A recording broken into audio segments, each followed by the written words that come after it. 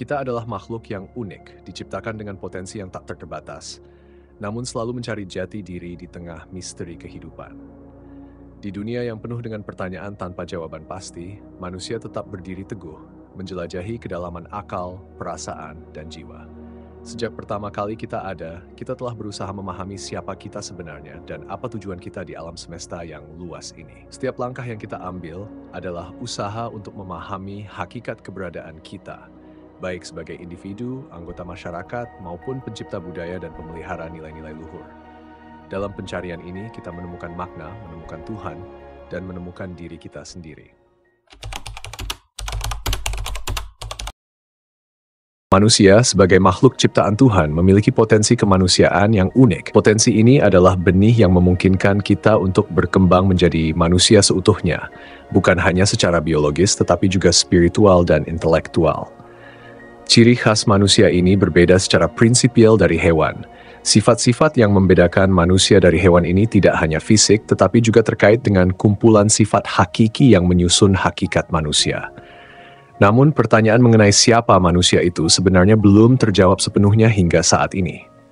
Meskipun banyak aspek tentang manusia telah dipahami, masih banyak hal yang belum diketahui, terutama yang terkait dengan dimensi spiritual dan kualitas terdalam manusia. Sifat fisik manusia dapat kita jelaskan, tetapi hal-hal yang bersifat spiritual seringkali masih menjadi misteri. Sebagai makhluk ciptaan Tuhan, manusia dianugerahi akal, pikiran, dan perasaan yang memungkinkan kita untuk memahami dunia dan diri sendiri. Potensi inilah yang membuat kita selalu mencari makna dan tujuan dalam hidup, serta selalu berusaha memilih yang terbaik di antara segala pilihan. Manusia sebagai individu dan makhluk sosial.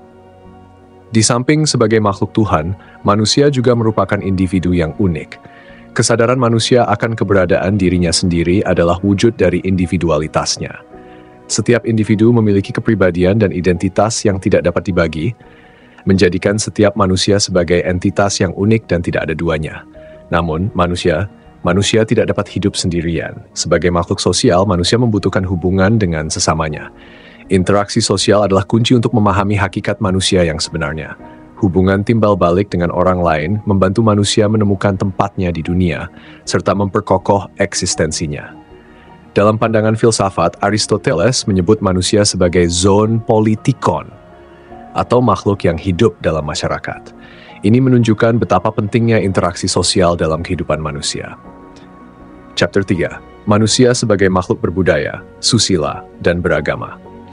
Manusia tidak hanya individu yang unik dan makhluk sosial, tetapi juga pencipta dan pemelihara budaya. Manusia memiliki kemampuan untuk menciptakan dan mengembangkan budaya yang terus berkembang dan berubah seiring waktu. Kebudayaan yang kita ciptakan dan wariskan dari generasi ke generasi adalah cerminan dari inisiatif dan kreativitas manusia. Di samping itu, manusia juga memiliki dimensi moral dan spiritual yang disebut sebagai kesusilaan. Dalam setiap tindakannya, manusia dipandu oleh kesadaran akan nilai-nilai moral yang membedakan antara yang baik dan buruk. Kesadaran ini adalah dasar dari segala tindakan yang dilakukan oleh manusia dalam kehidupannya.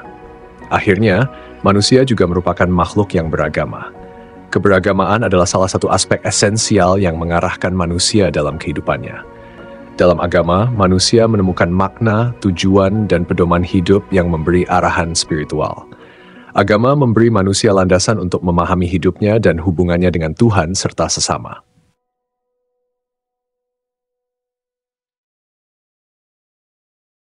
Kesempurnaan fisik manusia dalam perspektif Al-Quran. Manusia adalah makhluk ciptaan Allah yang paling sempurna dari segi fisik. Dalam Al-Quran surah At-Tin ayat 4, Allah berfirman, "Sesungguhnya kami telah menciptakan manusia dalam bentuk yang sebaik-baiknya." Ayat ini menegaskan bahwa manusia diberikan struktur tubuh yang ideal, dengan kemampuan untuk beradaptasi dan bertahan dalam berbagai kondisi. Aspek fisik manusia terdiri dari organ-organ tubuh yang bekerja secara harmonis untuk menunjang kehidupan. Setiap organ, seperti jantung, paru-paru, ginjal, dan otak, memiliki fungsi spesifik yang sangat penting dalam menjaga keseimbangan dan kelangsungan hidup manusia. Keajaiban penciptaan ini semakin jelas ketika kita mempelajari bagaimana tubuh manusia dapat menyembuhkan dirinya sendiri, mengatur suhu tubuh, dan melakukan berbagai fungsi kompleks lainnya tanpa kita sadari. Chapter 5. psikis dan kejiwaan manusia dalam Al-Quran. Dimensi psikis manusia adalah salah satu aspek yang paling misterius dan dalam dari kepribadian manusia. Al-Quran banyak membahas tentang kondisi kejiwaan manusia, salah satunya dalam surah Asy-Syams ayat 7-8. Demi jiwa serta penyempurnaannya ciptaannya, maka Allah mengilhamkan kepada jiwa itu jalan, kefasikan, dan ketakwaannya. Ayat ini menggambarkan bahwa setiap manusia dilengkapi dengan kemampuan untuk memilih antara jalan yang benar dan jalan yang salah. Jiwa manusia memiliki kedalaman yang luar biasa, di mana perasaan seperti cinta, kebahagiaan, kemarahan, dan kesedihan dapat muncul dan mempengaruhi tindakan sehari-hari. Namun, tidak semua aspek kejiwaan ini dapat dilihat dengan mata telanjang, melainkan harus dipahami melalui tanda-tanda dan ekspresi yang ditunjukkan oleh manusia, seperti perubahan emosi yang tampak pada wajah dan perilaku.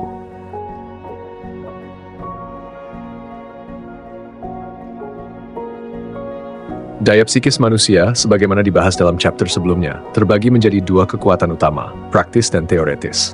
Surah Al-Mulk ayat 23 menyatakan, "Katakanlah, dialah yang menciptakan kamu dan menjadikan bagi kamu pendengaran, penglihatan, dan hati. Tetapi amat sedikit kamu bersyukur." Ayat ini mengingatkan kita bahwa Allah telah memberi manusia kemampuan untuk berpikir, daya teoretis, dan bertindak, daya praktis. Daya praktis memanifestasikan diri dalam tindakan nyata yang dilakukan oleh manusia sebagai respon terhadap pemikiran atau ide tertentu. Contohnya, ketika seseorang membuat keputusan untuk bertindak, keputusan itu didasarkan pada pertimbangan dan pemahaman yang telah diperoleh. Sedangkan daya teoretis mengacu pada kemampuan manusia untuk merenung, berpikir secara mendalam, dan mengembangkan pemahaman yang lebih kompleks tentang dunia di sekitarnya. Dalam Al-Quran, manusia dianjurkan untuk terus menggunakan kedua daya ini untuk memahami tanda-tanda kebesaran Allah di alam semesta dan untuk bertindak sesuai dengan petunjuk yang diberikannya.